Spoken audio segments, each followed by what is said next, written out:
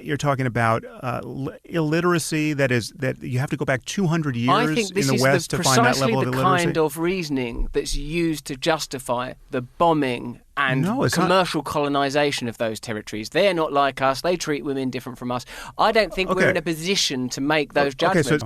I think that these kind of sort of theoretical tableaus are used to create a false hierarchy and a moral superiority by a dominant culture that subsequently uses thinking of this nature to underwrite the modern day colonization and subjugation of these people on a massive scale. Right, and as barbaric and disgusting as 9/11 was, a daily 9/11 since then, so that a state system can perpetuate itself using rationalism, using comfortable means of executions that glide slyly by all white in the sky, is no better than the 9/11 that it was a riposte to. Right, and suicide bombing. So it's just aesthetics, really. No, it's not. Suicide bombing looks bad. A drone bombing, it's not just nice. aesthetics. It's not just aesthetics. Well, how is it not aesthetic? When you're talking about the possibility of something like nuclear terrorism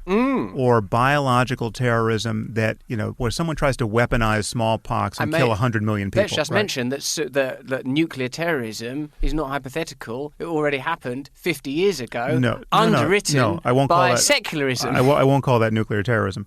Or nuclear, I don't know. There was certainly a first I bet if you were in Nagasaki that day, semantics wouldn't be your primary concern. What should we call that thing? Ow, my teeth! When you say a suicide bomber, I admit that it's an extraordinary and it's difficult for us to understand. But what I'm curious about, Sam, is that what are the prerequisite conditions for suicide bombing even to be relevant? And I also can't help but thinking when I sort of feel when we sort of recall events like Waco or any disruption or anything that sort of ruptures the sort of like the American mainframe. Well, not American, because I think this goes beyond nation. If you find yourself in opposition to the state, the means by which the state will deploy violence doesn't need to resort to sort of lurid, livid, blatant, clumsy acts like suicide bombing, because the power is so evident. The ability to exert power and control is so total that it doesn't need sort of like almost the sort of graphic and horrific whimsy of something like a suicide bombing,